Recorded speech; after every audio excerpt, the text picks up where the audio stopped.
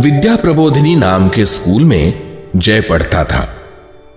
उसे घूमने में बहुत रुचि थी, तो उसके मां और पिताजी के साथ देश विदेश घूमकर आया था।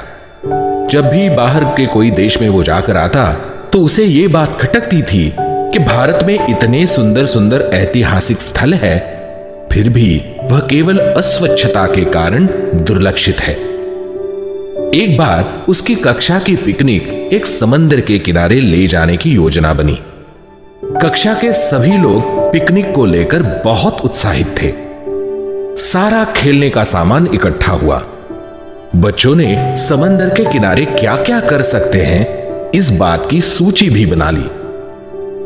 तय हुए दिन पर सुबह जल्दी ही सब लड़के लड़कियां समंदर पर आ तो गए, पर समंदर के किनारे आते ही उनका पूरा उत्साह उतर गया, क्योंकि उस समंदर के किनारे इतनी गंदगी थी और इतना कूड़ा कचरा जमा हो गया था कि खेलना तो दूर, वहां चलना भी मुश्किल हो गया था।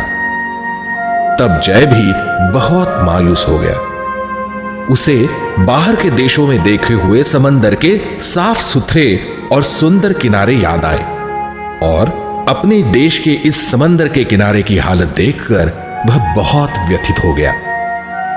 सब बाकी बच्चे मायूस होकर यहां वहां भटक रहे थे, अपने देश में गंदगी फैलाने वालों को दूषण दे रहे थे, पर उस पर अपनी तरफ से कोई कुछ करने के लिए तैयार नहीं था। तब जय को स्वच्छ भारत अभियान याद आया और उसने मन में कुछ ठान ली और वो कचरे की एक एक करके चीजें उठाकर थैली में जमा करने लगा। उसे देखकर बाकी लड़के हंसने लगे और बोले,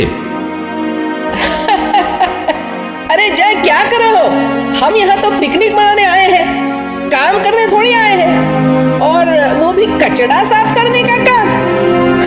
जो काम सरकारी कर्मचारियों ने करना चाहिए वो हम क्यों करें? और वैसे भी तू अकेला कितना कचरा साफ कर पाएगा? कोई पागल ही ऐसी बात सोच सकता है। पागल कहीं का। जय ने उस दोस्तों की तरफ ध्यान नहीं दिया और बिना कुछ कहे वह अपने कचरा उठाने के काम में जुट गया। थोड़ी देर बाद उसे देखकर रश्मि नाम की उसकी कक्षा की एक लड़की उसका हाथ बटाने लगी। थोड़ी देर बाद रश्मि की सहेली सोना भी उनका हाथ बटाने लगी और फिर जय का दोस्त इरफान, वो भी कचरा उठाने के काम में लग गया। ऐसे करते करते कक्षा के सब लड़के लड़कियां समंदर के किनारे को साफ करने में लग गए। स्कूल के बच्चे किनारा साफ कर रहे हैं, ये देखकर उस किनारे पर टहलने आए हुए बाकी लोग भी उनका हाथ बटाने लगे और देखते ही देखते वह पूरा समंदर का किनारा साफ हो गया। अब उस साफ सुथरे किनारे पर कक्षा के सभी बच्चे खेले भी और पूरे पिकनिक का आनंद भी उठाया। इस स्वच्छता के काम की पहल करने के लिए सबने जय को धन्यवाद दिए, उसकी सराहना की। शायद वह पिकनिक जय और उस कक्षा के सभी छात्र और छात्राओं के लिए सबसे बढ़िया पिकनिक थी।